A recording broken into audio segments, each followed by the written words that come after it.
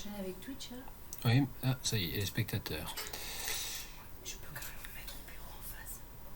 À l'ordi en face.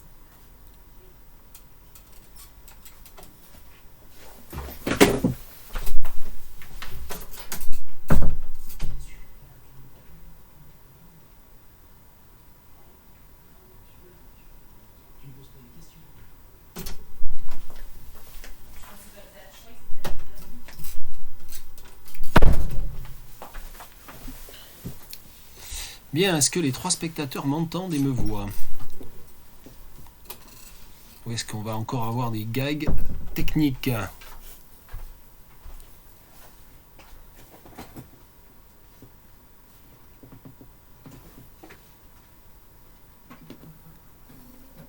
Bonjour Steven, bonjour Antoine. Est-ce que on me voit et m'entend?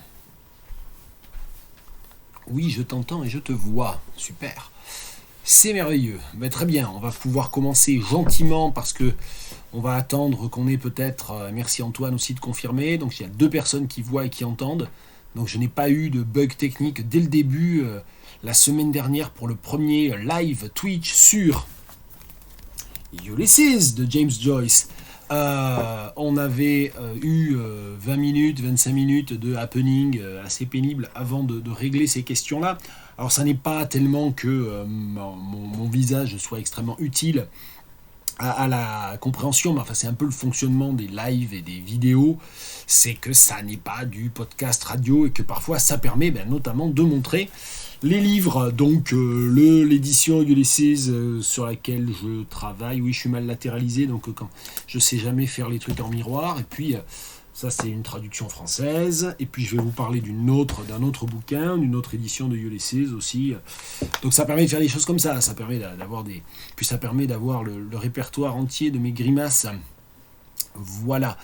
Donc je commence, oui c'est plus sympa avec la tête, alors ensuite on a tout à fait le droit de lancer le live. Moi je suis déjà extrêmement, je sais pas, ému, reconnaissant, je sais pas comment il faut le dire, de voir que ce petit projet frissonne un petit peu d'efficace ou trouve une résonance, trouve un écho. S'il y a des questions, je pourrais représenter le projet aussi à un moment donné, s'il y a certains d'entre vous qui débarquent un petit peu. Mais voilà, donc l'idée c'est de faire des live Twitch, et l'idée c'est de faire des live Twitch réguliers. Donc là pour l'instant on a des horaires fluctuants parce que j'avais commencé un mercredi soir parce que ça m'arrangeait, là c'est mardi soir parce que ça m'arrange plus que le créneau qui a été décidé suite à un sondage sur Twitter. Et donc le créneau qui a été décidé a priori et qui m'arrange et que moi désormais j'ai bloqué comme si c'était un cours dans mon agenda, c'est le lundi à 18h. Et donc on aura des live Twitch réguliers, on l'espère, autour de Ulysses et de ma lecture de Ulysses et de vos lectures de Ulysses. On va y venir tous les lundis à 18h à partir du 21 février, donc pas lundi prochain. Donc là, il va y avoir presque 2 semaines d'interruption du signal et on reprend ça gentiment le lundi 21 février à 18h. Alors je salue celles et ceux qui nous rejoignent. Il y en a peut-être qui n'ont pas de compte Twitch et qui ne peuvent pas commenter dans le live. Je rappelle, parce que l'info elle est passée sur Facebook et sur Twitter, mais c'est un Twitch très confidentiel quand même, donc c'est normal que peut-être l'info ne soit pas entièrement passée. Je rappelle que je donne mon 06 à toute personne qui ne souhaite pas avoir de compte Twitch, parce qu'il y a déjà des comptes dans tous les sens et que ça commence à faire beaucoup, ce que je peux comprendre, mais qui souhaiterait commenter. On peut passer aussi par le 06, ça serait un peu comme le je sais pas quoi, 24 7000, là, c'était quoi sur France Inter, au téléphone sonne, voilà, vous pouvez aussi envoyer des textos, très très très à l'ancienne. Voilà, donc comme j'avais annoncé au départ 18h, puis que j'avais dit que je serais un petit peu en retard, il y en a peut-être certains qui sont tranquilles et qui ne se connectent pas pour l'instant. La semaine dernière, on avait une dizaine de spectateurs, je crois, au moment les plus chauds, donc je sais pas si là, avec les 5... c'est bon ou pas. Oui, Steven, moi j'ai toujours pas pu me connecter pendant un de tes lives, donc j'en profite pour faire la promotion de la chaîne de Filmins et de Singes. Je vous encourage déjà, parce que ça je sais ce qu'il y a dedans, parce que je vais pas quand même conseiller les Twitch, puisque je suis pas allé les voir, non je plaisante. La chaîne YouTube, notamment de Filmins et de Singes, de Steven Corvez. Vraiment, c'est très très chouette. Il y a de la musique, il y a de la tchatch autour de, voilà, de plein de sujets différents, autour de la thèse que Steven prépare. Donc voilà. Donc c'est bien, voilà. Donc c'est bien je ne reconnais pas nécessairement le pseudo Babel, mais j'ai une petite idée de qui se cache derrière, car je vois très bien cette personne dire je commenterai sur Minitel perso, mais bon, peut-être que je n'identifie pas correctement. Ok, donc donc j'ai fait la promo de ta chaîne, Steven, et il faudra vraiment que je me débrouille pour être synchro lors d'un de tes prochains lives pour pouvoir voir un peu ce qui se passe là-dedans. Alors, à titre personnel, mais je crois d'ailleurs que tu fais pareil, Steven, j'ai décidé ce qui demande quand même une petite manip, qui prend un petit peu de temps, de télécharger à chaque fois, de faire une copie en quelque sorte des enregistrements des live Twitch, que l'on peut trouver sur la chaîne Twitch, sur une playlist YouTube dédiée qui s'appelle Ulysse Centenaire. Donc ça veut dire qu'on peut aussi aller revoir ces live Twitch sur YouTube. Ok. Ma soirée va être 100% littéraire, 100% famille Singal. Voilà, c'est bien la personne à qui je pensais. Mais finalement, je crois que ça sera pas 100% famille Singal parce qu'il y a 50% du couple Singal. Attention, on fait des private jokes. 50% du couple Singal qui finalement va rester ici et ne va pas aller là où tu aurais pu la voir. Si c'est bien toi. Et là, Babel Air va dire mais non, pas du tout, je comprends rien. Donc c'était pas lui. Ok, absurde. Oui, c'est ce que j'ai vu par rapport au live, Steven. Les lives restent en ligne que 15 jours quand on n'a pas un compte payant.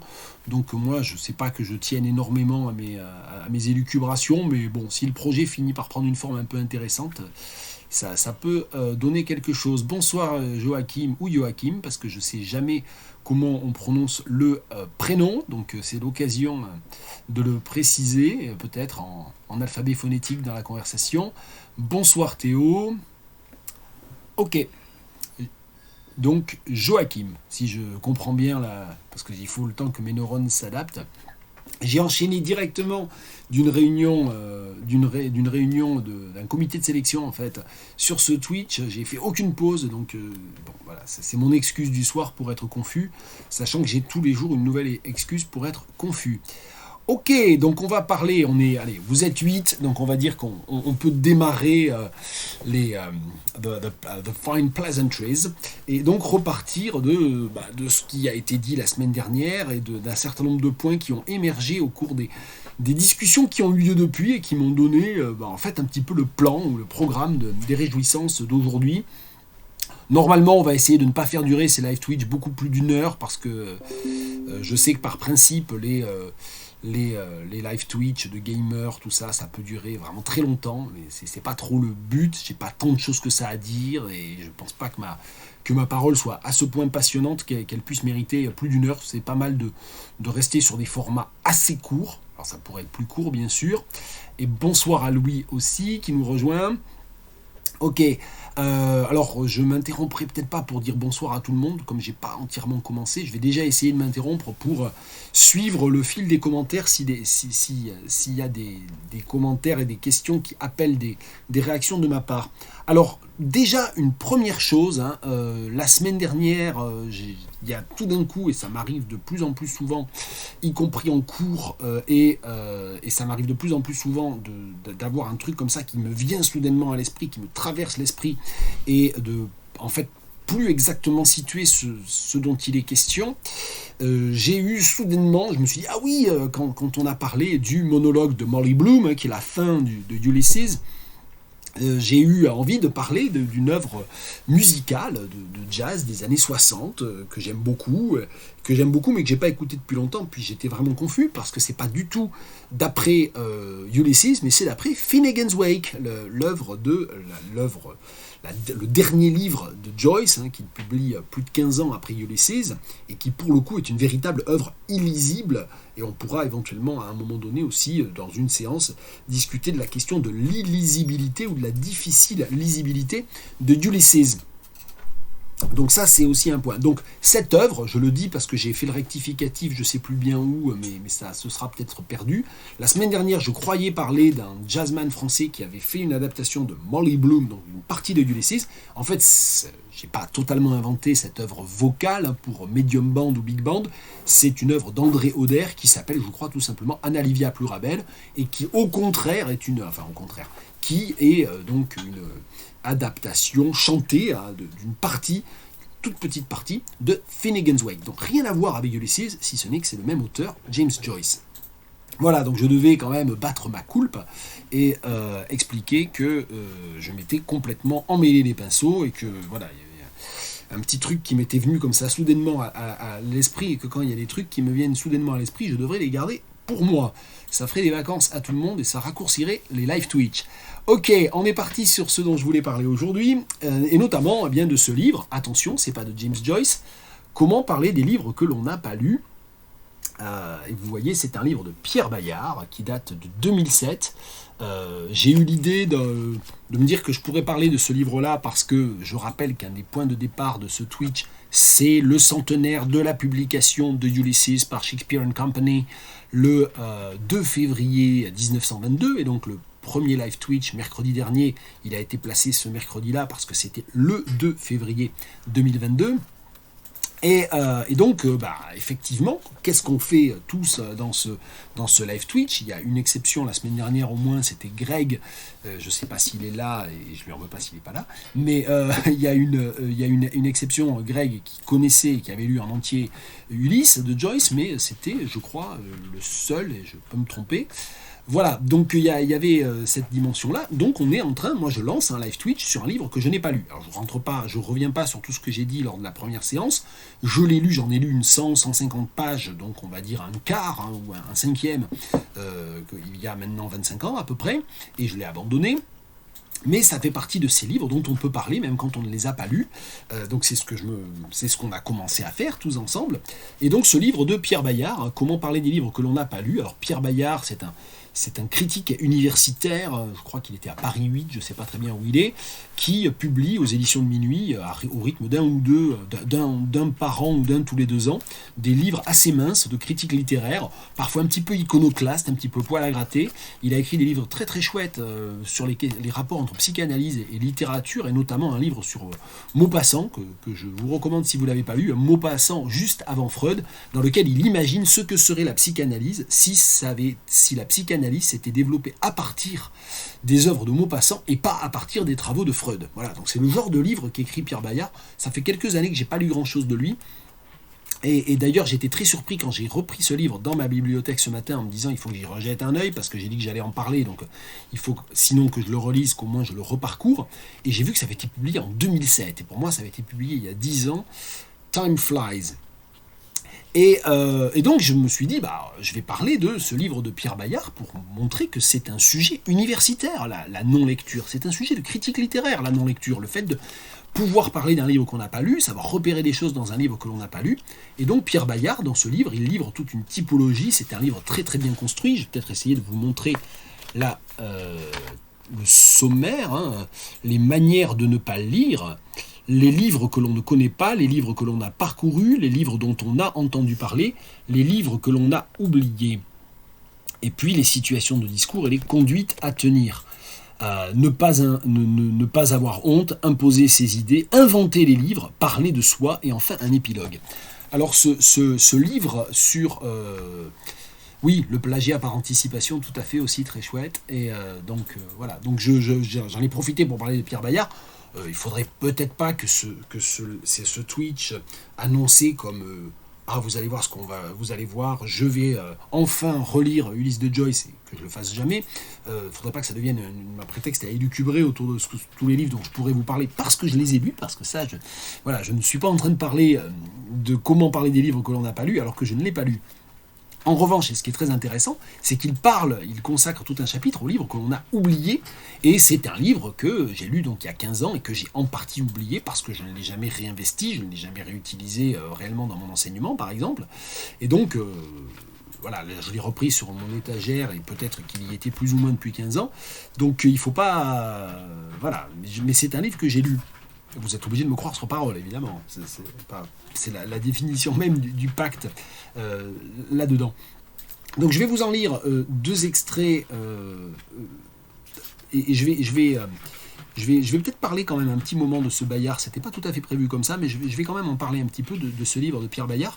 Et aussi dans une autre perspective, c'est un livre que je n'ai pas relu il y a désormais 8 ou 9 ans, mais il y a eu tout un moment donné dans ma carrière, entre 2014 et 2018, où j'ai enseigné un cours, et j'ai même coordonné, j'étais responsable pédagogique, d'un cours de première année que les étudiants, ou l'étudiant, parce qu'il y en a au moins un qui s'est signalé que j'identifie, l'immarcessible Théo, qui pourra aller vérifier l'adjectif immarcessible s'il ne le connaît pas, il n'est pas le seul, Théo Treged, dont je ne révélerai pas la réelle identité et le patronyme, car ça ne se fait pas. Pourquoi je disais ça? Oui, Théo, vous êtes trop jeune, vous n'avez pas connu la licence entre 2014 et 2018, mais entre 2014 et 2018, dans la licence d'anglais LLCER de l'Université de Tours, il y avait un module qui s'appelait Aide à la réussite, et dans lequel il y avait 2 heures par semaine, et au deuxième semestre, 2 heures par semaine au deuxième semestre, on faisait un travail autour de la bibliographie obligatoire, la liste de lecture obligatoire, c'est-à-dire tous les livres que les étudiants de L1 devaient avoir lus avant la fin de l'année. Voilà, donc ça vous aurait bien aidé. Et c'est vrai qu'on n'a plus ces heures-là dans la maquette, c'est un choix qu'on n'a pas conservé, les arbitrages ont été faits. Pourquoi ça a disparu? Alors là, on ne va pas parasiter, c'est pas un refus de vous répondre, mais on en parlera si ça vous intéresse, je vous en parlerai en live, en vrai, la prochaine fois qu'on se verra dans les couloirs de la fac. On a maintenu la bibliographie obligatoire et la liste de lecture, on l'a réduite, du coup il y a un petit peu moins de livres, mais en première année, donc on faisait un enseignement de 2 heures par semaine dans lequel on apprenait aux étudiants, en fait, à 2 choses, à constituer des groupes de travail, à constituer les groupes de travail de 4 ou 5, à apprendre à lire ensemble, c'est-à-dire à se partager le travail, parce qu'il y a un très grand nombre de livres qu'on a besoin de lire dans les études universitaires, pour lesquels on a besoin que d'un chapitre par-ci, une page par-là, etc. Donc on apprenait ça, la lecture partielle, qui est parfois un gain de temps, ou à l'inverse plutôt une perte de temps pour les gens qui ne savent pas le faire. Donc on apprenait tout ça, et ça prenait la forme en fait d'exposés, c'est-à-dire que chaque semaine, il y avait, je ne vais pas dire de bêtises, il y avait 12 semaines en tout dans le module, c'était 12 fois 2 heures, et chaque semaine, il y avait un exposé par un groupe de 3 à 5 étudiants qui présentaient ensemble un des 10 ouvrages de la bibliographie obligatoire. Et l'idée derrière, c'était une idée en fait à la Pierre Bayard, montrer que on s'approprie une bibliothèque, et je vais lire 2 extraits du livre de Pierre Bayard, et vous pourrez éventuellement y réagir. On s'approprie une bibliothèque, on se constitue une culture littéraire aussi par lecture anthologique, c'est-à-dire au lieu de lire en tout et pour tout 5 livres de 2000 pages, eh bien, on lit par anthologie des extraits d'un certain nombre de classiques de la littérature, c'est comme ça qu'on a tous et toutes fait, nous les vieux profs, et c'est pas du tout rédhibitoire, et puis aussi en lisant énormément de livres, et en lisant des livres en entier, et en lisant des livres par anthologie, on finit par avoir une culture littéraire qui fait que les trous, c'est-à-dire les choses qu'on n'a pas lues mais qui sont très connues, on les situe, c'est-à-dire on les situe, on a peut-être lu quelque chose du même auteur, on a lu quelque chose à la même époque, ou on a lu un livre qui est une référence à ce livre-là, et ben donc du coup on a des repères par rapport à ça, etc. Donc il y a vraiment toute cette question-là, donc c'est pour dire qu'à un moment donné, je m'en suis pas resservi du tout, parce que je ne voulais pas non plus que ça tombe dans la provocation, mais l'objectif affirmé du cours, c'était que, à la sortie d'un cours de 2 heures dans lequel il y avait eu un exposé qui ne devait pas durer plus de 45 minutes par un groupe d'étudiants, le prof posait des questions, les autres étudiants posaient des questions, on avait le temps souvent de prendre un petit extrait, et c'était aussi un intérêt du cours, des 2 heures de télé, on prenait un petit extrait que moi j'avais amené de l'œuvre et on discutait, on réfléchissait, on l'étudiait. Ça veut donc dire que dans le pire des cas, l'étudiant le moins organisé, le plus à la traîne ou le plus paresseux, parce qu'il faut aussi toujours envisager cette hypothèse-là, sortait de ce module en ayant eu à chaque fois un exposé avec prise de notes, un petit extrait, et donc ça veut dire que même un livre qui n'avait effectivement pas du tout été ouvert par cet étudiant ou cette étudiante était de fait mieux situé, un peu connu, ce qui veut dire que dans la situation que vous connaissez encore, Théo, qui est de passer un oral en fin d'année sur une liste de livres obligatoires pour lesquels il n'y a pas eu de cours d'encadrement, la prise de parole était en fonction de cette idée que on a pu partager on a pu partager des informations. Alors la progression, quand même, pour vous répondre un peu, mais la progression de la... oui, désolé, je ne voulais pas gâcher votre soirée. La progression, c'était qu'il y avait une liste de lecture obligatoire en L2 et une liste de lecture obligatoire en L3, comme c'est toujours le cas. Et qu'en L2, L3, en revanche, on enlevait les petits trous, si vous me passez la métaphore. C'est-à-dire qui doit être un peu absurde, parce que je ne suis pas sûr qu'il y ait encore des vélos à petits trous. Mais bon, c'est pas grave. C'est encore une comparaison de boomer. Vous préparez déjà le même, je pense, Théo. Donc, je me perds dans mes pics, ou dans mes asides, ou dans mes parenthèses. Ça veut dire qu'en L2, L3, il n'y avait plus de cours pour aider. Mais en revanche, pendant toute la première année, ou pendant le deuxième semestre de la première année, les étudiants avaient appris ensemble comment on travaille à 3 ou 5, en se partageant la lecture d'un livre, en se partageant le travail autour d'un livre. Évidemment, quand c'était un roman, c'était quand même plus facile de faire un exposé si tout le monde avait lu le roman, mais très honnêtement, je ne suis jamais allé vérifier, j'avais pas de moyen de vérifier. C'est pas impossible qu'il y ait eu des groupes qui aient fait un très bon exposé avec un d'entre eux qui avait juste parcouru le livre, ou qui avait lu que le début ou que la fin. Je ne peux pas savoir. Ou qui avait juste lu la Wikipédia, enfin voilà, je ne peux pas savoir. Donc c'est un peu cette idée-là. Bonsoir à Jacques qui nous rejoint. J'ai pas du tout parlé de Ulysses jusqu'à présent, je suis en train de parler d'un livre de Pierre Bayard, comment parler des livres que l'on n'a pas lus. Donc déjà il y a eu ce cadrage-là, c'est une véritable compétence. Je ne dis pas que la compétence ultime, ça doit être de n'avoir absolument rien lu et de pouvoir faire semblant sur tout. Encore que quelqu'un qui serait capable de faire ça aurait une véritable compétence. Je pense que c'est pas possible au demeurant. Mais c'est pour dire qu'à un moment donné, la culture littéraire, c'est ça. C'est avoir lu 1000, 2000, 3000 livres plus, et puis avoir lu des bribes et savoir situer, avoir une idée d'eux, et une idée fausse parfois, d'ailleurs, c'est important de le dire, de tel ou tel livre. Donc l'essai de Pierre Bayard, il parle de tout ça, il le décline de manière vraiment très intéressante. Le livre est à la BU des tanneurs, il est dans, je pense, normalement toutes les bonnes BU. Et donc, c'était. Donc, quand, lors du premier live Twitch, il a été question de cette constatation. Je commence le live Twitch à la date du centenaire, mais j'ai pas encore commencé Ulysses de James Joyce. Pour tout vous dire, j'ai toujours pas trop avancé. J'étais à la page 7 ou 8, et je crois que je dois être à la page 14, parce que je me suis forcé à à continuer à lire 3-4 pages, éventuellement pour avoir du matériau pour aujourd'hui. Bon. Donc ça m'est venu à l'esprit, évidemment, comme une évidence. Qu'est-ce que je fais dans ce live Twitch ? Je parle d'un livre que je n'ai pas lu, et en le disant de manière très claire. Ce qui n'est pas forcément le cas de ce dont parle Pierre Bayard. Il parle de toutes les situations où on veut faire semblant d'avoir lu un livre. Il parle aussi il y a tout un chapitre consacré à Paul Valéry, dans lequel il explique que Paul Valéry, à la mort de Proust, a écrit un article pour parler de l'importance de Proust, tout en disant qu'en fait il avait juste lu la moitié du premier tome de la recherche. Mais qu'avec ça, il voit bien à quel point c'est important et à quel point c'est fondamental. Donc il y a des grands écrivains ou des grandes figures ou des personnes moins connues qui admettent qu'elles sont en train de parler de livres qu'elles n'ont pas lus. Donc c'était un peu pour ça que je voulais parler de Pierre Bayard. Alors Pierre Bayard, je vais juste vous lire le deuxième paragraphe de son introduction, parce que je trouve ça très drôle en fait. Moi je le trouve très drôle, vous avez le droit de ne pas vous esclaffer, mais je lis ça, c'est le tout début, c'est la page 13. Enseignant la littérature à l'université, je ne peux en effet échapper à l'obligation de commenter des livres que la plupart du temps je n'ai pas ouverts. Il est vrai que c'est aussi le cas de la majorité des étudiants qui m'écoutent. Mais il suffit qu'un seul ait eu l'occasion de lire le texte dont je parle pour que mon cours en soit affecté et que je risque à tout moment de me trouver dans l'embarras. Voilà, donc c'est la situation embarrassante. Je suis en train de parler de Ulysses en faisant semblant de l'avoir lu, et puis j'ai dans ma classe Greg Devin, par exemple, qui était là la semaine dernière, et qui lui a lu Ulysse et qui commence à me dire « Ah oui, mais alors à telle page », et puis là, évidemment, le masque tombe, soit on est très doué, soit le masque tombe. Alors la question selon laquelle un livre lu puis oublié est-il vraiment lu, Bayard il répond, c'est dans la catégorie des livres dont on se retrouve à devoir parler en l'ayant pas lu.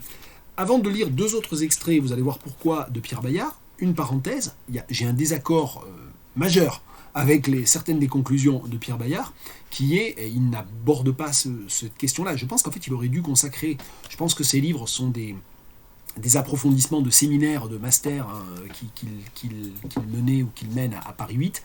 Il me semble qu'il aurait pu consacrer peut-être qu'il l'a fait, peut-être que ça m'échappe aussi, une séance, ou en fait une année, ou un livre, à la question des livres que l'on lit en étant persuadé de savoir ce qu'on va trouver dedans. Et moi j'ai un exemple de ça, c'est Moby Dick.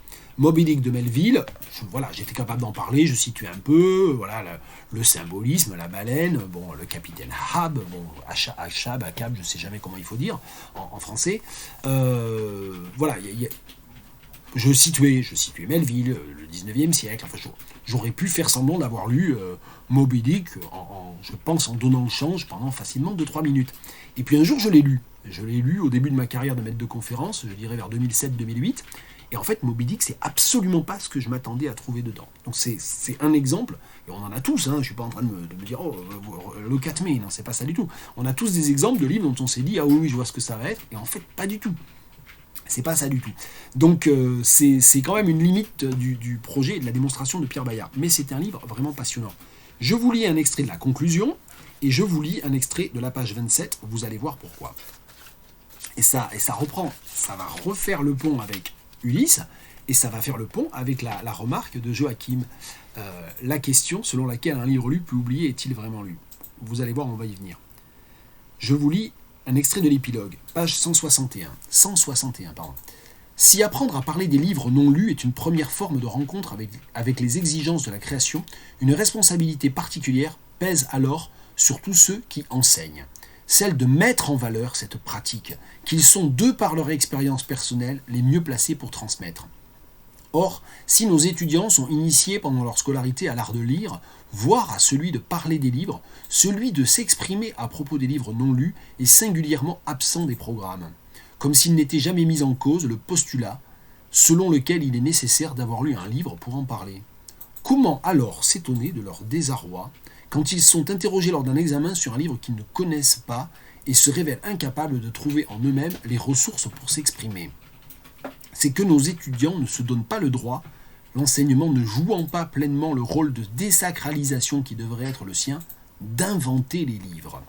Paralysés par le respect dû au texte et l'interdit de les modifier, contraints de les apprendre par cœur ou de savoir ce qu'ils contiennent, trop d'étudiants perdent leur capacité intérieure d'évasion et s'interdisent de faire appel à leur imagination dans des circonstances où celle-ci leur serait pourtant le plus utile. Leur montrer qu'un livre se réinvente à chaque lecture, c'est leur donner les moyens de se sortir sans dommage et même avec profit d'une multitude de situations difficiles. Car savoir parler avec finesse de ce que l'on ne connaît pas vaut bien au-delà de l'univers des livres. L'ensemble de la culture s'ouvre à ceux qui témoignent de leur capacité, illustrée par de nombreux écrivains, à couper les liens entre le discours et son objet et à parler de soi. C'est surtout les ouvrir à l'essentiel, à savoir le monde de la création. Quel plus beau présent peut-on faire à un étudiant que de le sensibiliser aux arts de l'invention, c'est-à-dire de l'invention de soi? Voilà, c'est le psychanalyste qui parle aussi, pas que l'écrivain et le critique. Tout enseignement devrait tendre à aider ceux qui le reçoivent à acquérir suffisamment de liberté par rapport aux œuvres pour devenir eux-mêmes des écrivains et des artistes.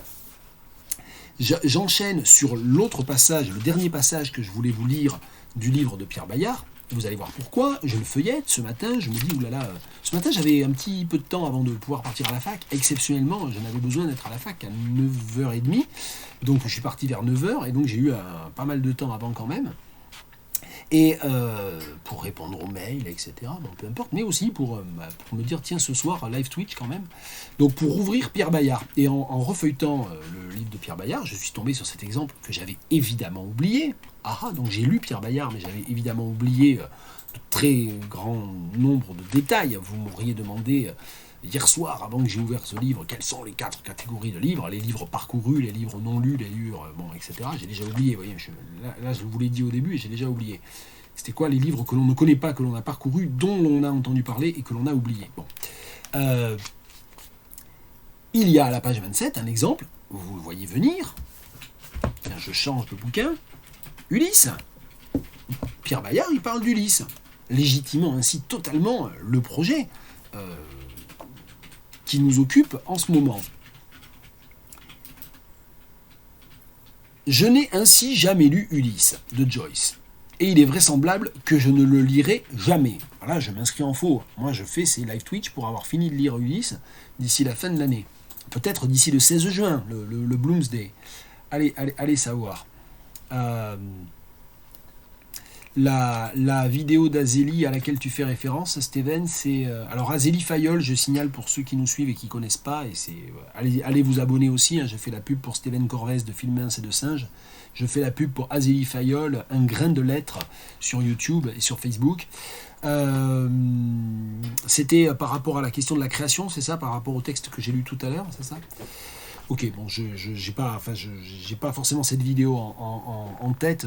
Steven, tu as le droit de te distraire de l'écoute et d'aller chercher le lien, si tu as le lien de cette vidéo, ou si tu te rappelles vaguement le titre de cette vidéo, parce que je rebranche pas tout à fait. Et comme la semaine dernière, je me suis rendu compte que quand j'essayais de rebrancher ou de resserrer les fils, je m'électrocutais, il vaut mieux que j'essaie même pas de faire semblant. Je n'ai jamais lu Ulysse de Joyce, il est vraisemblable que je ne le lirai jamais, nous dit Pierre Bayard, page 27. Le contenu du livre m'est donc largement étranger. Son contenu, mais pas sa situation. Or, le contenu d'un livre est largement sa situation. Je veux dire par là que je me trouve nullement démuni dans une conversation pour parler d'Ulysse, parce que je suis capable de le situer avec une relative précision par rapport aux autres livres. Je sais ainsi qu'il est une reprise de l'Odyssée. Tiens, on en a parlé la semaine dernière. Qu'il se rattache au courant du flux de conscience. Tiens, j'en ai parlé la semaine dernière, vous voyez, Pierre Bayard et Saint-Gall, hein, on n'est pas... Enfin voilà, c'est moi qui suis pas très original, ou c'est lui qui est pas très original, ou c'est lui qui m'a plagié par anticipation, allez savoir. Que son action se déroule à Dublin en une journée. J'en ai parlé aussi la semaine dernière, vous voyez, donc toutes ces choses-là qu'on sait sans avoir ouvert le livre, qu'on peut savoir sans avoir ouvert le livre. Et de ce fait, il m'arrive fréquemment, pendant mes cours, de faire sans sourciller référence à Joyce. Mieux encore, comme nous le verrons plus loin dans l'analyse des rapports de force qui sous-tendent l'évocation de nos lectures, je me trouve dans la position de pouvoir sans honte évoquer ma non-lecture de Joyce. En effet, ma bibliothèque d'intellectuels, comme toute bibliothèque, est faite de trous et de blancs, ce qui en réalité n'a guère d'importance, car elle est suffisamment étoffée pour que telle place vide ne se remarque guère, tout discours glissant très vite d'un livre à l'autre. La plupart des échanges sur un livre ne portent pas sur lui malgré les apparences, mais sur un ensemble beaucoup plus large qui est celui de tous les livres déterminants sur lesquels repose une certaine culture à un moment donné. C'est cet ensemble que j'appellerai désormais la bibliothèque collective, qui compte véritablement, car c'est sa maîtrise qui est en jeu dans des discours à propos des livres. Mais cette maîtrise est une maîtrise des relations, non de tel ou tel élément isolé, et elle s'accommode parfaitement de l'ignorance d'une grande partie de l'ensemble. Bon, je lis vite, donc je suppose que c'est un peu difficile. Et donc voilà, c'est page 27, et donc il part de Joyce, et il dit que l'Ulysse de Joyce, ça fait partie des livres dont on peut parler quand même, sinon pendant des heures, mais au moins vite fait 2-3 minutes, et ça fait partie des livres que l'on peut tout à fait avouer ne pas avoir lu, parce que c'est peut-être moins choquant de ne pas avoir réussi à finir ça,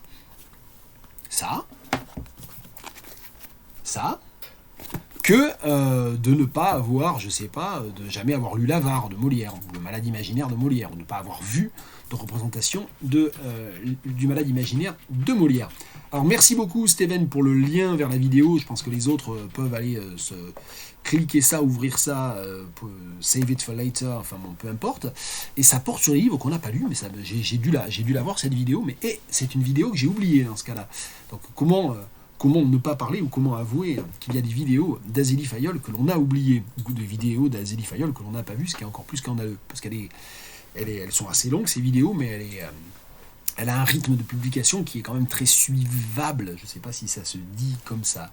Bien, et je salue Azélie pour le jour où elle tombera sur cette minute, elle ne manquera pas de tomber dessus, on échange beaucoup. Qu'est-ce que je voulais dire ? Donc voilà pourquoi je voulais parler de ce livre de Pierre Bayard et vous encourager à aller jeter un petit œil du côté de ces questions-là. Là, non, et vous voyez, là, j'avais gardé, je ne fais pas toujours ça, mais j'avais gardé le bandeau des éditions de minuit, la non-lecture, une des clés de la lecture. Voilà, tout un programme. On va venir à Ulysses. Ouais, j'avais commenté, bien. Donc Steven est en train de tout vérifier et de me outer. Bon, ben, j'avais commenté. C'était à quelle époque, à quelle date? Non, mais je vérifierai tout ça. Bon, I have a blank, si je n'en avais qu'un seul. J'ai un trou de mémoire.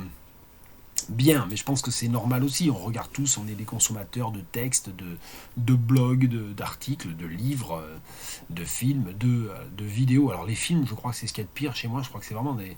Il y a des films que j'ai bien aimés. Il y a des films que j'ai bien aimés et que... un an après, on en parle, je me rafraîchis la mémoire. Je me dis, ah oui, oui, oui. Et puis je crois avoir vu ça il y a 5 ans. Enfin... le 15 novembre 2020. Bon, allez, ça fait plus d'un an, donc j'ai le droit d'avoir oublié. Non, c'est pas bien quand même. Joachim ironise, mais c'est parce que Joachim ne m'a jamais eu comme prof, sinon il saurait que quand je dis on va en venir à Ulysses, en fait, il y a encore 3 minutes de digression. On va en venir à Ulysses ou pas? Eh bien, si, on en vient à Ulysses, mais on en vient à Ulysses alors que, comme je vous l'ai dit, dans mon édition Alma Classics, édition Alma Classics, je ne refais pas l'article, j'en ai parlé la semaine dernière, publié en 2012, là c'est la 3e édition révisée, publiée en 2017, c'est une édition qui se fonde sur le texte de l'édition de 1939, c'est important, je vais en parler d'ailleurs aussi, mais rapidement, avec des annotations de Sam Sloat, Mark Mamigonian et John Turner. Voilà, dans cette édition, il y a donc le texte à proprement parler commence à la page 3. Le texte se termine à la page 552. Et donc, il y a 549 pages extrêmement tassées dans cette édition. Et ensuite, ce sont des notes. Donc voilà, je ne réexplique pas. J'en suis mon marque-page est à la page 14. Voilà. Mon marque-page qui est un marque-page de la librairie L'Oiseau Vigie à Saint-Pierre-des-Corps. Un peu de pub. De la pub locale, hein, et même locavore. Bien. Non, je cherche pas une excuse. Non, j'ai oublié. Hein, c'est pas honteux. Enfin, c'est peut-être honteux, mais c'est comme ça. Donc, je vais pas encore parler de Ulysses de bout en bout, puisque j'ai à peine commencé de le relire. Je vais parler de Ulysses, déjà pour parler de cette question du texte. Donc, j'ai aussi emprunté, en fait, j'avais emprunté à la BU ce livre-là, qui est l'édition Oxford World Classics, qui, elle, se base sur le texte de 1922. Vous voyez là, je pense, voilà, avec un tableau qui est un tableau directement adapté du texte de Joyce. C'est un tableau de Richard Hamilton, c'est un tableau de 1984 qui s'appelle The Transmogrifications of Bloom. Et le mot transmogrification, peut-être que mes étudiants d'anglais l'apprendront, c'est une métamorphose, mais c'est une métamorphose un peu caricaturale, hein, en quelque sorte. Voilà, c'est la remarque, c'est sur Oxford World Classics. Ouais, il est bien le livre. Donc lui, il se fonde sur le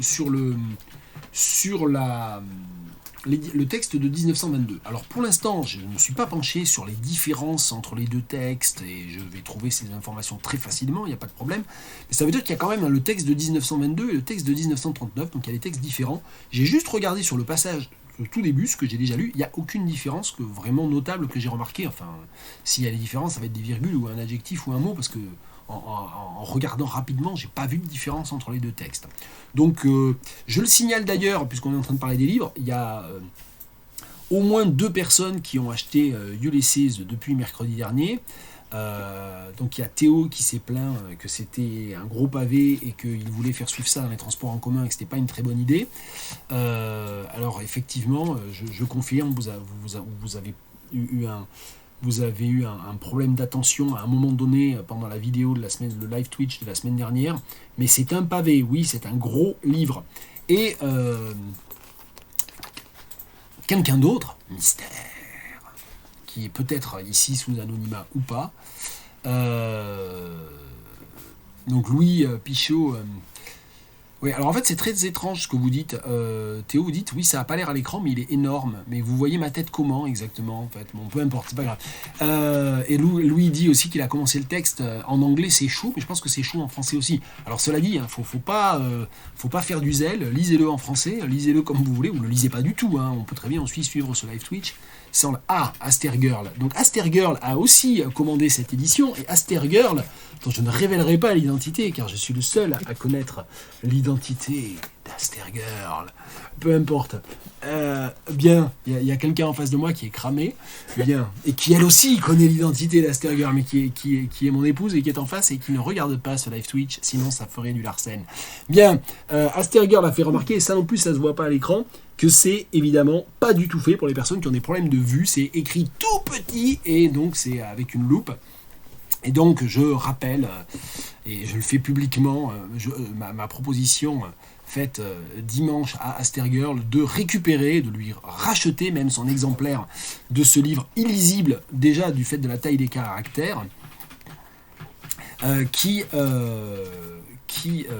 j'essaie de finir ma phrase. Donc voilà, je maintiens ma position, et puis peut-être même que je trouverai quelqu'un à qui le revendre, qui est quelqu'un qui suit le live Twitch. Bien, donc si quelqu'un veut un exemplaire pour 8 euros, écrit tout petit, mais avec un appareil critique super bien, voilà. Alors je rappelle qu'on peut le lire gratuitement, que le texte anglais, je crois que c'est le texte de 1922, il est sur gutenberg.org. Et Louis Pichot dit sur liseuse, j'ai pas le problème, c'est ajustable. Ben voilà, sur gutenberg.org, on peut télécharger le texte de 1922 sous plusieurs formats. Il y a EPUB, il y a Kindle, il y a PDF, il y a HTML, enfin on peut faire tout ce qu'on veut. Voilà, on peut le lire sur son téléphone via le projet Gutenberg. Et je n'oublie pas de passer le bonjour à Claire de la part de Jacques. Voilà, c'est fait. She's waving back. C'est n'importe quoi, c'est live Twitch. Hein, quand même. Bien, je vais te mettre à l'écran, toi, hein, si tu continues à perturber mon live Twitch. Bien, bon, il n'y a que 8 spectateurs, on est entre nous. Alors, donc il y a donc le texte de 1922. Certaines éditions de poche le reprennent. Et d'ailleurs, le livre Oxford Works Classics, il est quand même beaucoup moins. Il est mieux quand même pour les yeux. Bon, ça c'est peut-être pas évident avec ce que je viens de montrer, mais ça va, franchement ça passe. Il est plus aéré surtout, et à l'arrivée, je crois qu'il occupe 700 pages au lieu de 500, et au lieu de 550, et c'est mathématique. Hein, si vous imprimez le même texte sur 720 pages, ça va être plus aéré, plus facile à lire que sur 550. Voilà. L'édition Alma, moi je la regrette pas du tout. D'abord parce que moi j'ai les bons yeux. Bref. Et c'est dégueulasse hein, ce que je suis en train de faire, mais c'est comme ça.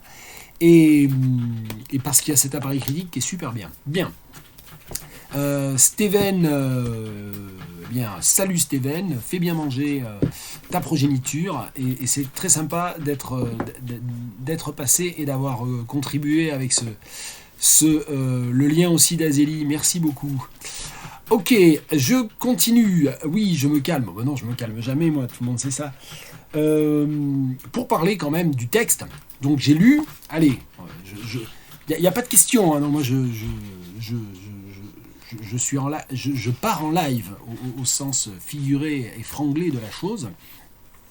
768 pages dans l'édition de 1934, voilà, donc je pense que le conseil que je peux donner quand même, avant de venir à ce que j'allais dire, c'est essayer de vous trouver une édition qui convienne à votre pratique de lecture, et si c'est pour le lire dans les transports en commun et ou en l'adaptant à sa vue, bah, le support numérique, c'est quand même, et de très très loin, ce qu'il y a de mieux, vraiment ce qu'il y a de mieux. Joachim disait que sur un téléphone pas trop petit, avec le projet Gutenberg, ça passe, franchement, c'est pas super confortable, mais ça passe. Voilà. Alors je pense, j'ai pas fait l'expérience, mais je pense que la difficulté, contrairement à ce qu'on a sur des liseuses traditionnelles, enfin, ce qu'on a sur des liseuses avec des textes plus traditionnels, c'est qu'il y a beaucoup de choses, vous allez cliquer dessus en demandant à un dictionnaire de vous ouvrir, parce que c'est l'avantage aussi des liseuses, hein, c'est que vous avez les dictionnaires intégrés. Bon, l'immense majorité des mots qui posent problème dans Ulysses de Joyce, et c'est ce dont je vais parler maintenant, ce sont soit des termes qui sont inventés par Joyce, donc les liseuses elles vont vous les lâcher en race campagne, et il y a des mots aussi dont vous allez trouver le sens, mais qui vont rendre difficile la visualisation de ce qui se passe. Et je vais en prendre un exemple très concret avec le tout début du roman.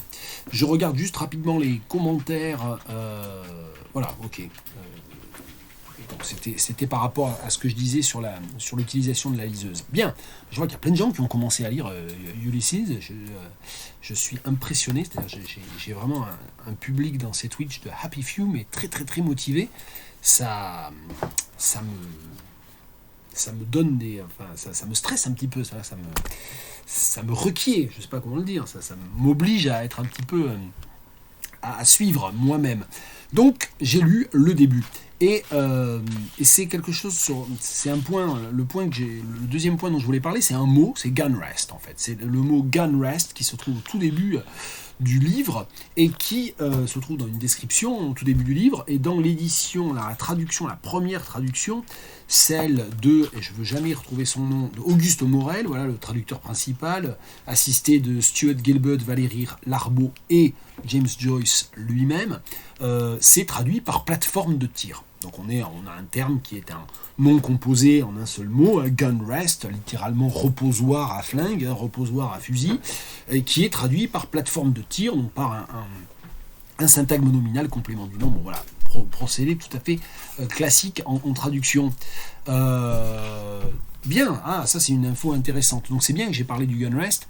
Jacques, qui travaille plus que moi, et qui lit mieux Ulysses que moi, ou qui est plus avancé aussi dans Ulysses que moi, dit qu'il y a sur le Joyce Project, mais je ne suis pas encore allé voir le Joyce Project, une photo du gun rest en question. Voilà, donc c'est un lieu où il y avait un canon. La question, en fait, on a évidemment, si on a nos outils, et on a plein de manières de se débrouiller de ce gun rest, moi je me suis vraiment posé avec mon livre. Et on est dans une situation très particulière. Et c'est de ça aussi que je voulais parler aujourd'hui. On a ces livres, on a tout ce contexte, et je l'ai brièvement évoqué la dernière fois, ce contexte où on est au centenaire, et donc ça veut dire qu'il y a plein de choses qui ont pu venir à nous à propos de Ulysse et qui ont configuré notre lecture. Ce que je disais tout à l'heure à propos de Moby Dick. Finalement, quand j'ai commencé à lire Moby Dick, contrairement à ce qui se passe si on achète un roman qui vient juste de sortir, dont on n'a jamais entendu parler, il y a toute une préconfiguration qui a pu même correspondre à une sédimentation sur de nombreuses années. Et donc, donner lieu, j'ouvre pas les liens parce que ça perturbe le live Twitch, mais merci beaucoup Jacques pour les infos. Donc on refera on récapitulera tout ça après le live. Ça veut donc dire que moi je m'imagine la personne qui achète à Paris en février 1922 ce texte bizarre qui vient de paraître. Et évidemment, dans la toute première édition, il n'y a pas de notes, il n'y a rien, il y a débrouille-toi, quoi. Et il n'y a évidemment pas Internet, il y a des dictionnaires peut-être, il n'y a pas tout dans les dictionnaires. Bon, voilà. Et donc, on lit ça et on commence à lire ça. Hein. Et je vais lire le début traditionnel. Alors, on ne va pas faire dans les live Twitch la lecture intégrale, mais Stately, plump Buck Mulligan came from the stairhead, bearing a bowl of lather, on which a mirror and a razor lay crossed. A yellow dressing gown, ungirdled, was sustained gently behind him by the mild morning air. He held the bowl aloft and intoned Introibo ad altare Dei. Halted, he peered down the dark winding stairs and called up coarsely, "Come up, Kinch! Come up, you fearful Jesuit!" Solemnly he came forward and mounted the round gun rest. Donc voilà, dès le début, quelques phrases, deux répliques, deux éléments de discours direct, et puis solemnly he came forward and mounted the round gun rest. On ne sait pas où ça se passe, et on va apprendre progressivement que ça se passe dans une tour, un lieu militaire, probablement désaffecté, mais ça c'est vraiment les indices que l'on a. Ensuite on peut vérifier plein de choses, et vérifier toutes ces hypothèses, ou les infirmer. Mais quand on lit, on se dit, mountain, donc on continue à lire, ça aussi, c'est un conseil qu'on donne toujours aux étudiants. Moi, je parle de ce que je connais. J'enseigne surtout la littérature à des étudiants francophones, très majoritairement, dont l'anglais n'est pas la langue maternelle. Et à partir de la première année, on dit ce qu'il faut, c'est que vous vous habituiez à lire. Comment on fait pour se mettre à lire beaucoup en anglais ? Il ne faut pas chercher tous les mots dans le dictionnaire. Il faut ne chercher des mots dans le dictionnaire que quand on est complètement planté en termes de compréhension générale de ce qui se passe et de visualisation des scènes. Typiquement, dans un roman, dans une pièce de théâtre éventuellement aussi, on est complètement planté, on ne comprend pas, on n'arrive pas à visualiser. Eh bien, ce gun rest, c'est effectivement un terme, même avec une grande compétence en anglais, en pouvant décortiquer le mot, on n'arrive pas à voir ce qui se passe, parce que c'est pas un terme usuel, c'est un nom composé, formé de deux mots complètement banal, oui, c'est banal, c'est pas banal. Armrest, par exemple, voilà, c'est un accoudoir, il n'y a pas de problème, on voit très bien, c'est un accoudoir à flingue, c'est un reposoir à flingue, c'est ce que mais ok, vous avez décortiqué le mot, mais vous voyez pas ce qu'il fait. Avec solemnly, he came forward and mounted the round gun rest. He faced about and blessed gravely thrice the tower, the surrounding country and the awaking mountains. Et ça continue. Et le gun rest, il y a plusieurs autres occurrences du gun rest. Si j'étais en même temps, si j'avais préparé plus en détail cette séance, ce que je n'ai pas fait, et si j'avais fait une recherche d'occurrence, je pourrais vous dire le nombre de fois où le mot gun rest apparaît dans ce début. Et donc ça pose un problème de visualisation.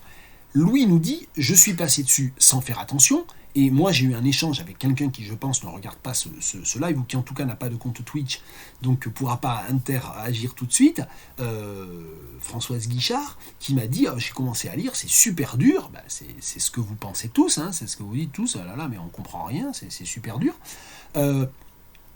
Là, elle m'a dit, ça m'a vraiment bloqué, j'ai cherché et j'ai pas réussi à voir, j'ai pas réussi à visualiser, ça m'a empêché de bien apprécier la scène et de bien comprendre où étaient ces personnages, ce qu'ils faisaient et pourquoi. Et une fois qu'on a visualisé, on dit, pourquoi ils sont dans un endroit où il y a une canonnière, où il y a une arquebusière, ou je sais pas comment ça s'appelle, un endroit sur lequel on pose une plateforme de tir. Mais c'est là où ça m'intéresse, c'est que vous êtes francophone et vous lisez le début, allez, je vais vous le lire en français. Dans la traduction d'Auguste Morel, majestueuse et dodue, Buck Mulligan parut en haut des marches, porteur d'un bol mousseux sur lequel reposait en croix rasoir et glace à main. L'air suave du matin gonflait doucement derrière lui sa robe de chambre jaune sans ceinture. Il éleva le bol et psalmodia introibo ad altare Dei.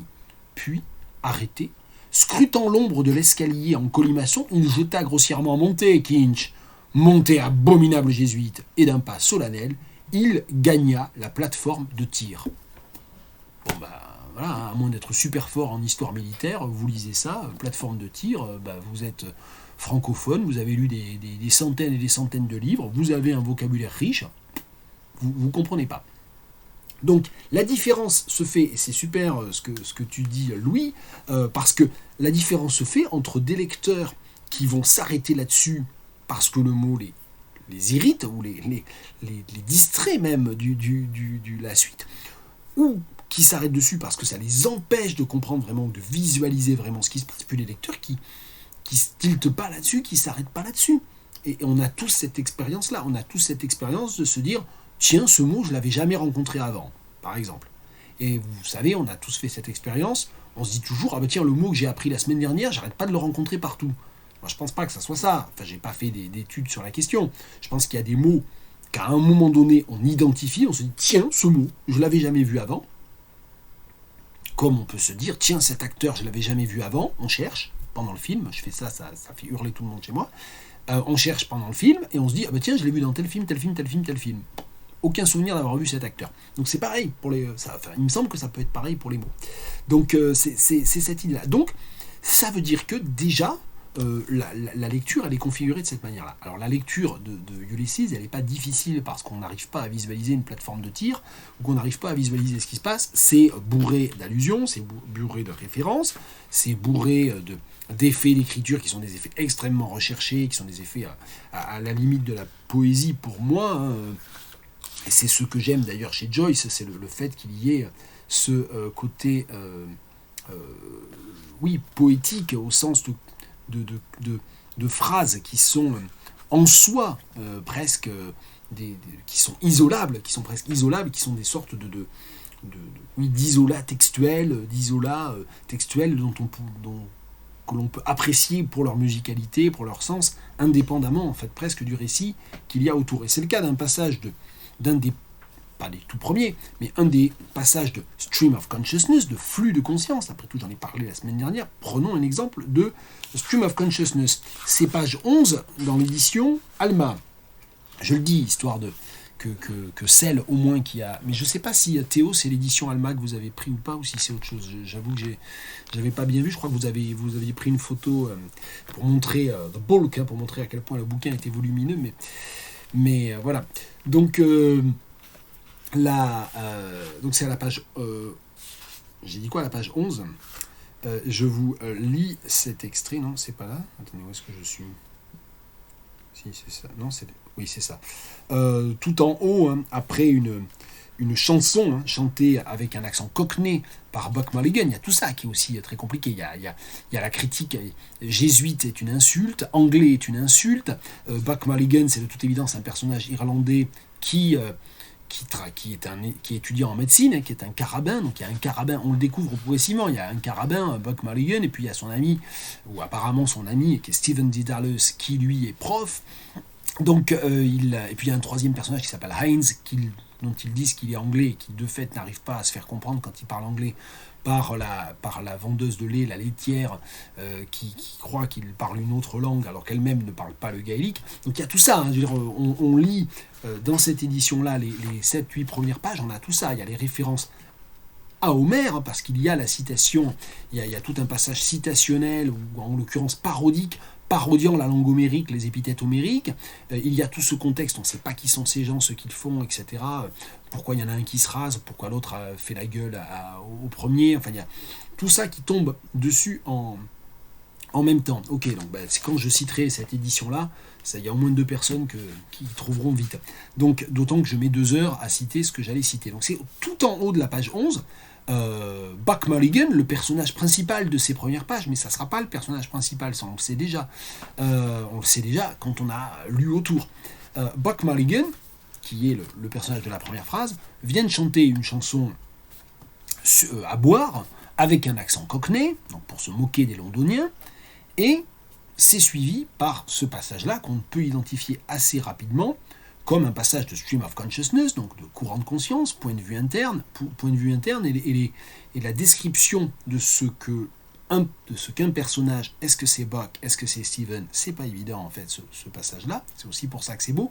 Donc c'est pas beau que par la langue, ça n'est pas beau que par la poéticité, c'est beau par l'ambivalence, on ne sait pas qui c'est qui voit ça, pourquoi il voit ça, pourquoi on nous donne ça juste après, pourquoi le texte nous donne ça après la chanson à boire.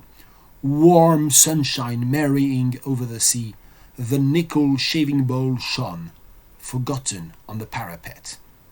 Why should I bring it down, or leave it there all day, forgotten friendship.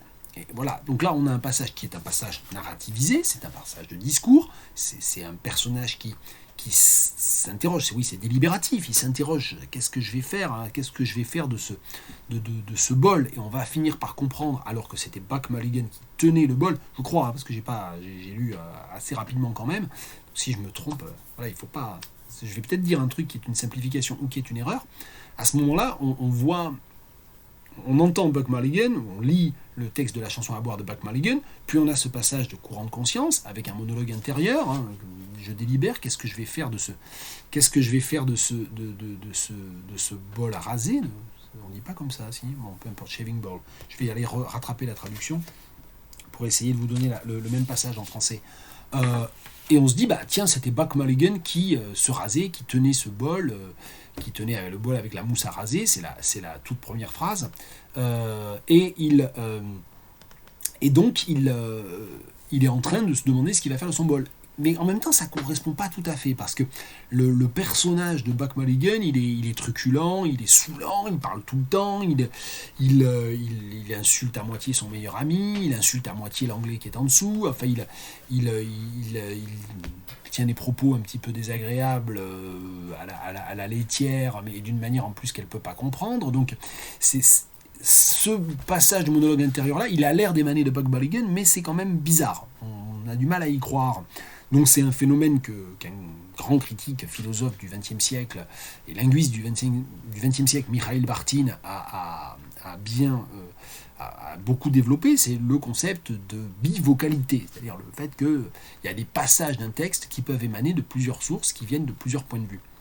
En l'occurrence, on va très vite comprendre que le petit doute qu'on avait était justifié, c'est Stephen Dedalus qui a débarrassé le bol laissé par son ami, Et donc ça crée effectivement une première caractérisation. Buck Mulligan, il laisse traîner ses affaires partout, il saoule tout le monde avec ce qu'il raconte.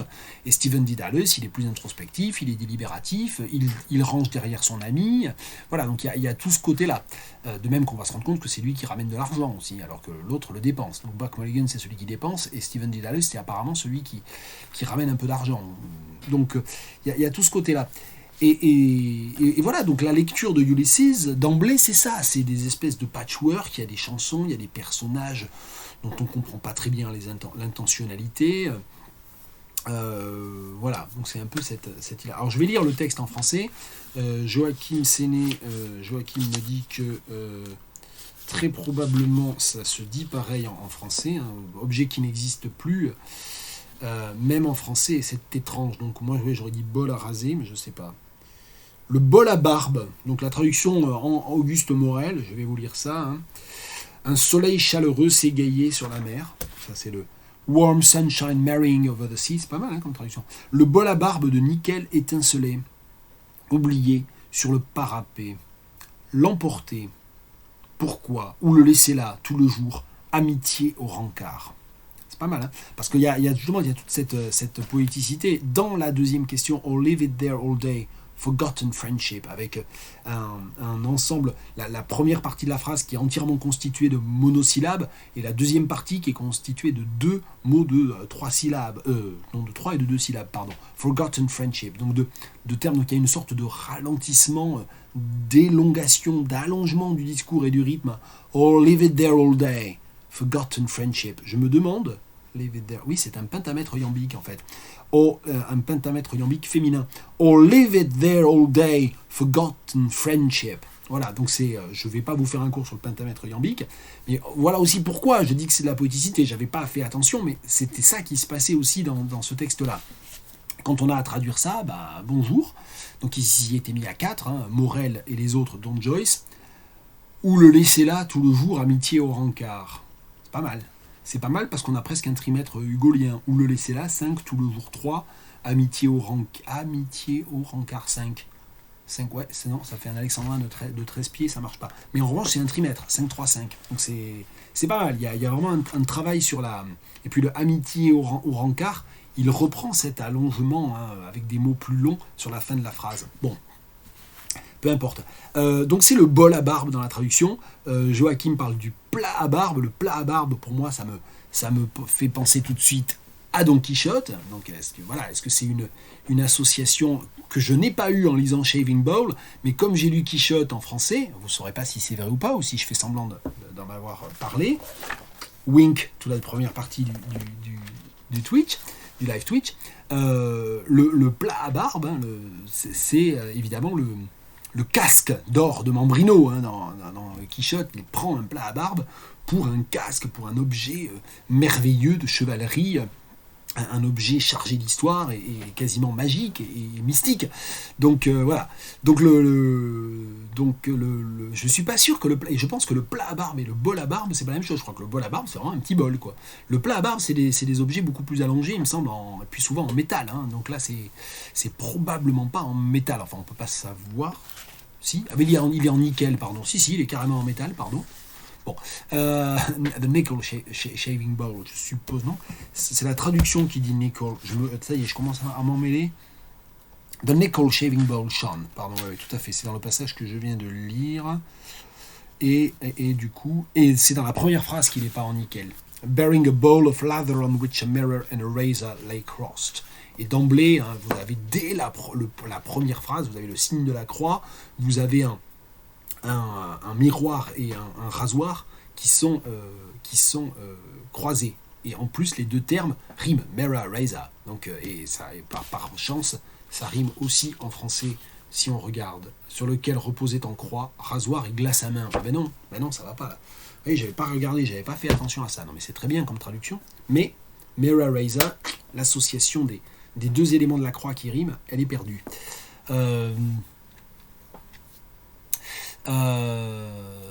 Shaving Bowl 19th Century, je regarde les commentaires. Donc Antoine fait la pub pour mon savon. Non, je plaisante. Ok, Shaving Ball retourne les mêmes résultats images que plat à barbe. Ok, mais peut-être que c'est la même chose. Hein.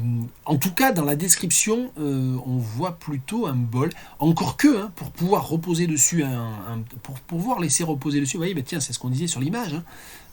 Première phrase, quelle image visuelle on s'est faite. Pour moi, comme c'était Shaving Ball et que je suis pas allé chercher sur Google Images Shaving Ball, et puis quand je l'ai lu la première fois en 95, il n'y avait pas Google, donc la question ne se posait pas. J'ai vu un bol pour moi, donc un truc un peu petit quand même. Puis il se trouve que chez moi, mon père, il utilisait effectivement une espèce de petit bol, et mon grand-père aussi, il utilisait une espèce de petit bol dans lequel il mettait la mousse avec le blaireau, et hop là. Donc voilà. Et effectivement, oui, c'est... Oui, alors très bonne remarque, et alors je pense que j'avais dit que les lives dureraient pas plus d'1 heure, mais si ça commence à partir dans ce genre de remarques, ça pourrait durer longtemps. Oui, je suis entièrement d'accord avec toi, Jacques, et bon, c'est vrai que moi je me suis arrêté, je peux vous dire, hein, je me suis arrêté à la page 14 dans cette édition, ça veut dire que c'est juste après le départ de la laitière. Voilà. Et donc, j'ai pas lu beaucoup, vous l'avez compris. Et on sent bien qu'il y a un côté, oui, vous dites, tu dis bullying, oui, il y a un côté, il y en a un qui... C'est aussi une sorte de duo. C'est peut-être un duo aussi comique, il faudra aller chercher. C'est peut-être une réécriture des duos comiques dans la culture populaire, telle qu'on les trouve aussi dans le cinéma. Hein. 1922, je ne sais pas si Joyce aimait ou pas le cinéma, s'il y avait des salles à Dublin, si tout ça est documenté. Voilà, ça fait partie des choses dans lesquelles je rappelle, je ne suis pas spécialiste du tout de Joyce, je ne suis pas spécialiste de littérature irlandaise, mais il y a ce côté-là aussi, il y a le fort et le faible, il y a le... Voilà, il y a le dominant et le dominé. D'emblée, lui qui va se positionner de toute évidence comme un athée, hein, Buck Mulligan, il fait répéter à la laitière une remarque sur Dieu et il lui dit un qui Ah, pardon. Donc il y a tout ce côté-là. Il traite la première chose la première réplique qu'il dit, c'est il l'appelle Stephen Dedalus par un pseudonyme Kinch, et il le traite de jésuite. C'est un reproche qui va revenir plusieurs fois déjà sur les quelques pages que moi j'ai lues. Mulligan, ouais, il y a un côté un petit peu, voilà, il en fait des caisses en permanence, il est tout le temps en représentation, il est tout le temps en train d'en rajouter, et puis dans un côté très, très immoral, puisque dans ces premières pages, il y a un échange entre Stephen et Buck, dans lequel Stephen reproche de manière très ferme à Buck, donc on voit qu'il n'est pas quand même complètement sous son influence ou complètement incapable de se défendre. Il reproche à Buck d'avoir attenté à la mémoire de sa mère, d'avoir été très désagréable avec sa mère sur le lit de mort de celle-ci, et Buck balaye ça d'un revers de la main, Stephen lui disant que c'est une insulte qu'il lui a faite à lui, hein. C'est pas une insulte qu'il a faite à sa mère, c'est une offense qu'il lui a faite à lui. Donc il y a tout ce côté-là. Donc ils ont Donc c'est vrai qu'on lit ce roman, c'est pour dire, on le lit comme un roman. Alors c'est pas très facile, c'est ce que disaient plusieurs personnes, c'est chaud, on s'accroche. Si vraiment c'est trop chaud en anglais, faut essayer le français. Si vous n'êtes pas loin d'une BU, dans toutes les BU, il y a des éditions originales, enfin des éditions en anglais et des éditions et des traductions d'Ulysse. Hein. Puis il y a des choses sur le web, évidemment aussi. Donc on n'est pas obligé de rester sur l'anglais. Mais c'est très difficile à lire. C'est très difficile à lire. C'est pas Finnegan's Wake non plus quand même. Mais c'est difficile à lire. Mais en s'accrochant, c'est un vrai début de roman. Qui sont ces deux personnages? Qui est le troisième Heinz? Qui est ce jeune carabin? Qui est son ami ou la personne qu'il malmène un petit peu, hein, comme le disait Jacques, qu'il bully un petit peu, hein, qui sont ces gens. Donc on lit, on se dit, tiens, que se passe-t-il? Et puis ensuite, c'est vrai que quand on lit le livre en arrivant avec une configuration, si on a eu le malheur, comme moi, de tomber régulièrement sur l'explication qui finalement peut-être n'est pas intéressante et qui n'est pas si vraie que ça, Stephen Dedalus représente Télémaque, Leopold Bloom représente Ulysse, par exemple. Si on reste fixé là-dessus, on se dit, tiens, là ça commence avec Buck Mulligan, qui est Buck Mulligan. Je vais pas faire durer pendant des heures, mais une des impressions aussi qu'on a en lisant, tiens, si on s'en tient juste à la première phrase, stately and plump. Vous voyez ce que j'ai dit sur les monosyllabes et les bisyllabes et les trisyllabes, ça commence d'emblée.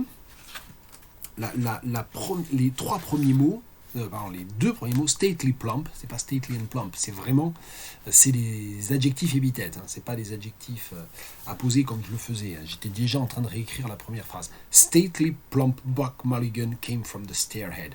Et stately et plump, c'est évidemment c'est bien traduit d'ailleurs, hein, c'est quoi? C'est majestueux et dodu, je sais plus. Majestueux et dodu. C'est pas des antithèses, c'est pas des antonymes, c'est pas une antithèse, c'est pas des antonymes, stately et plump, mais c'est des termes contradictoires. Ça veut dire que d'emblée, première phrase du roman, premier personnage, il est décrit comment? Stately plump. Donc c'est quelqu'un, déjà, on n'arrive pas à se faire une image. On peut peut-être se faire une image, mais il faut se faire une image de quelqu'un qui est dodu, et qui est majestueux, qui est plump et qui est stately. Et c'est très bien traduit. Et ça veut donc dire que d'emblée, on est dans un jeu de langue, on est dans un jeu de représentation, c'est-à-dire c'est aussi un texte qui, au lieu d'utiliser des lieux communs, d'emblée présente un personnage en appuyant sur ce qui ne fonctionne pas chez lui, ou sur un côté schizoïde presque chez lui. Au revoir Antoine.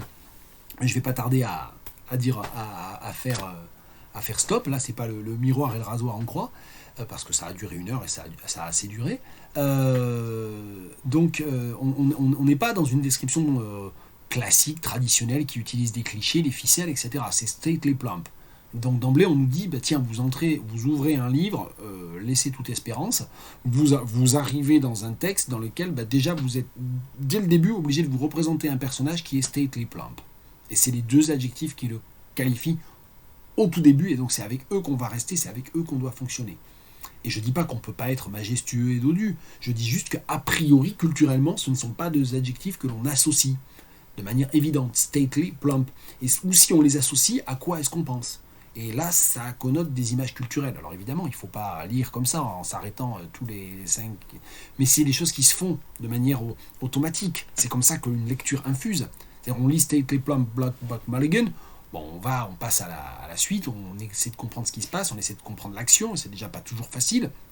On essaie de comprendre les dialogues, et c'est pas facile du tout, certainement. Donc on se pose pas des questions. Mais quand on revient dessus, stately plump Buck Mulligan, moi ça me fait penser à ce tableau de Ingres qui représente je sais plus quel personnage, comme ça, qui est en apparat, où ça fait penser à des représentations, je sais pas, de Louis-Philippe, quoi, des monarques extrêmement bien vêtus, avec le manteau d'hermine, etc., et qui sont gras, qui sont ultra gras, quoi. Enfin voilà, donc il y a ce côté-là, donc stately plump. Bonne soirée Théo. Donc on va vraiment arrêter faute de combattants aussi à un moment donné. J'avais dit 1 heure et j'ai un peu débordé. Donc voilà, ce dont je voulais parler, c'était aussi la langue. Comment est-ce qu'on entre dans un texte comme celui-là? Comment est-ce que dans un texte comme celui-là, on va de l'avant sans s'arrêter toutes les 2 minutes? Parce qu'il y a plein de notes dans cette édition, mais j'en consulte pas 1 sur 5. Donc ça veut dire que je consulte que quand vraiment ça m'intrigue, ça m'intéresse, ça m'empêche éventuellement peut-être je me dis que ça m'empêche de comprendre ou de lire, mais il ne faut pas lire en se disant ok, je veux tout comprendre, ou je veux, voilà. C'est un texte, vous l'avez pas commencé ou vous l'avez commencé, c'est un texte qui requiert de se dire il y a des choses que je comprends pas, j'essaie déjà de... Et donc ça veut dire aussi qu'on peut le relire à minima en se disant je vais essayer de comprendre ce qui arrive à Stephen Dedalus le 16 juin 1904, parce que c'est ça Ulysses. Et ça commence le matin, et qu'est-ce qui se passe?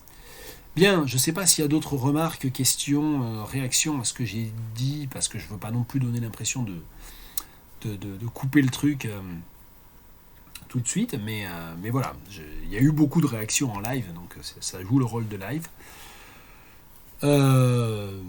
Mais j'ai un public de qualité, en tout cas, donc je remercie les auditeurs et les auditrices. Merci à tous et à toutes, et bien écoutez, si à un moment donné vous voulez revenir sur 2 minutes ici ou 3 minutes là par rapport à quelque chose que j'ai dit et qui vous a fait tiquer, ça sera pendant 15 jours, si j'ai bien compris, archivé dans Twitch, et puis je vais archiver sur YouTube de toute façon. À bientôt.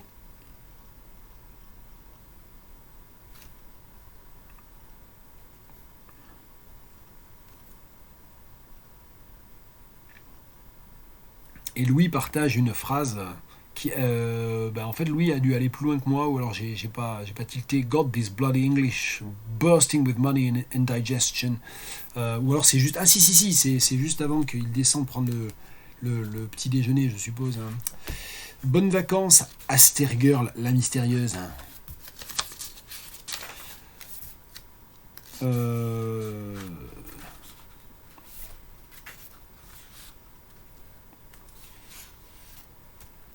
Je cherche pendant que tout le monde dit au revoir ce truc de... Ouais, j'aurais pu aussi commenter, là, il y a tout ce passage, il y a toute la référence à Swinburne, toute la référence à tout le grec ancien, toute la référence à Talata, enfin, la langue homérique, enfin, il y a déjà de quoi tenir 1 heure de live rien que là-dessus. Allez, au revoir.